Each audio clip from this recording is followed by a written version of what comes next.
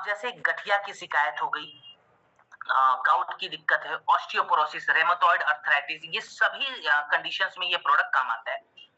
अब आयुर्वेदा क्या कहता है कि हमारी हड्डियों में प्रॉब्लम कब आती है, आयुर्वेदा इसके बारे में क्या कह रहा है, एक बार मैं आपको बताना चाहूंगा। आयुर्वेदा कहता है कि अगर किसी भी इंसान के शरीर में वात दोष और कफ दोष का प्रभाव ज्यादा आता है तो उनकी हड्डियों में हम खराबी देख सकते हैं। कैसे देख सकते हैं? मानिए कि अगर किसी व्यक्ति में वात का प्रभाव बहुत बढ़ गया, जैसे जैसे वात का प्रभाव बढ़ेगा इंसान के शरीर में ड्राइनेस यानी कि वायु का प्रभाव भी बढ़ते जाएगा। अब मान लीजिए किसी व्यक्ति में बहुत ज्यादा ड्राइनेस हो रखा है, वायु का प्रभाव बढ़ा है, तो होता क्या है, ये दो हड्डियां हैं, मैं एग्जांपल ले रहा हूं, मान लीजिए ये दो हड्डियां हैं, ये दोनों हड्डियों के बीच में एक तरल पदार्थ लगा हुआ रहता है जिसको कहते हैं साइनोवियल फ्लूइड। ये दोनों हड्डियों को आपस में घिसने से बचाता है।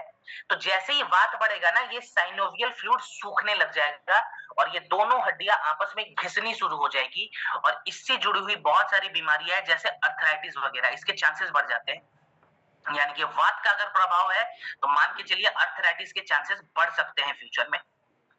दूसरा जो समस्या यहाँ पे हम देख रहे हैं वो है कफ का प्रभाव का ज्यादा हो जाना। अगर कफ दोष बहुत ज्यादा बढ़ता है तो जाहिर सी बात है हमारे शरीर में ब्लड सर्कुलेशन स्लो डाउन होगा, स्वेलिंग आएगी और दर्द वगैरह बहुत ज्यादा बढ़ता है। और इसके बाद जो अमा है जिसको हम टॉक्सिन्स कहते हैं, ये भी धीरे धीरे बढ़ने लग जाते हैं। तो इन सभी फैक्टर्स पे ये प्रोडक्ट काम करेगा। कैसे काम करेगा? सबसे पहले तो जो कफ का प्रभाव बढ़ा था जिसके वजह से ब्लड सर्कुलेशन स्लो हो गया है, स्वेलिंग बढ़ गई है, उसको कम करने के लिए हमने निर्गुंडी और कर्क्यूमिन ऐड करा है।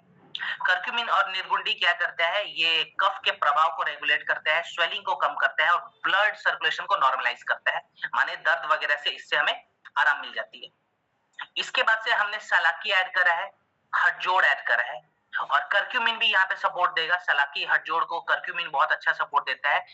सलाकी और हथजोड़ बेसिकली करते क्या है, जो हमारे शरीर के कार्टिलेज है, जो साइनोवियल फ्लूइड है, ठीक है, जो वात बढ़ने के कारण सूख जाते हैं, ये उनको वापस से बैलेंस कर देता है। माने गठिया वगैरह में सलाकी हथजोड़ का बहुत अच्छा रिजल्ट देखा गया है। इसके बाद हमने ऐड करा हुआ है एलोवेरा। एलोवेरा का काम क्या है? तो देखिए एलोवेरा जो है ना, ये एक प्रकार का रसायन है जो कि हमारे हड्डियों के आसपास में जो गंदगी जमी हुई रहती है ना, ये उस गंदगी को बाहर निकालता है। माने हमारे हड्डियों के आसपास में जो ब्लॉकेजेस हो जाते हैं, ये उन ब्लॉकेजेस को खोलता है बेसिकली। तो जिस कारण से तकलीफ हो रही थी, ऑर्थोडॉक्स ठीक उस कारण पे जाके काम करेगा।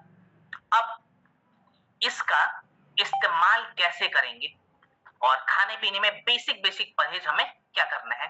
तो इस्तेमाल हमें ज्यादा नहीं, 20 से 25 ml करना है। गुनगुने पानी के साथ ब्रेकफास्ट और डिनर के बाद लें। लंच के बाद ना लें, ब्रेकफास्ट में ले लिया तो सीधा डिनर के बाद लेंगे, इस चीज का नियम लगाएं। कितने दिनों तक लेंगे? तो 3 महीने तक लगातार हमें प्रोडक्ट का इस्तेमाल करना है, यानी कि 90 दिनों का प्रोटोकॉल।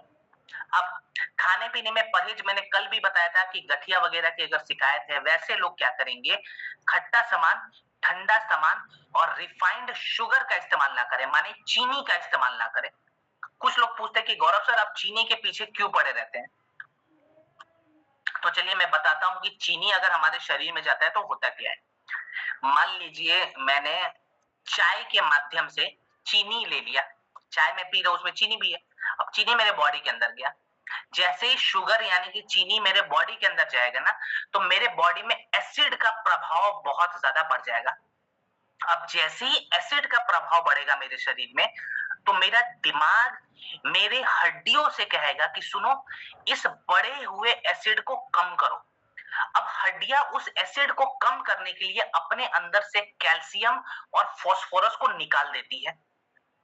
तो जब जब मैं चीनी लूंगा अपने शरीर में, तब तब एसिड बढ़ेगा और हड्डियां उस एसिड को कम करने के लिए अपने अंदर से कैल्शियम और फास्फोरस को बार बार निकालेंगी। एक समय ऐसा आता है कि हमारी हड्डियों के अंदर कैल्शियम फास्फोरस ना के बराबर में हो जाते हैं, हड्डियां अंदर से खोखली हो जाती है, हड्डियों में छोटे छोटे छेद हो जाते हैं और इससे जुड़ी हुई एक बीमारी आ जाती है जिसको कहते हैं ऑस्टियोपोरोसिस।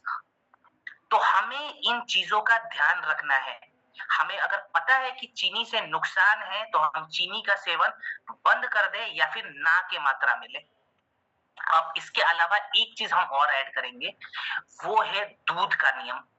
अगर आप चाहते हैं कि आपकी हड्डियां बेटर हो जाए पहले से, तो दूध में कैल्शियम है ये सभी को पता है, लेकिन दूध हमें रात को पीना है। जब हमारे शरीर का लोड थोड़ा कम हो जाता है उस वक्त अगर हम दूध पीते हैं तो वो दूध अच्छे से हमारे बॉडी में एब्जॉर्ब होना शुरू हो जाएगा। तो दूध का नियम रखेंगे कि हम रात को सोने से पहले पिए, ठीक है। और योग वगैरह जरूर करना है, तो सुबह सुबह धूप में बैठकर 20 मिनट तक कम से कम धूप में मॉर्निंग में बैठे, जेसी ऑयल लगा ले जहां पे भी गठिया वगैरह की दिक्कत है, और सूक्ष्म व्यायाम का अभ्यास करें जहां पे हम फिंगर्स के मूवमेंट करते हैं, रोटेशंस करते हैं, शोल्डर रोटेशंस करते हैं। ये सभी सभी योग अभ्यास मैजिकल रिजल्ट देते हैं, तो जरूर करना है, ठीक है, मॉर्निंग के वक्त। और बाकी प्रोडक्ट के साथ साथ 90 दिनों का प्रोटोकॉल बनाइए। चलिए अब हम बात करेंगे हमारे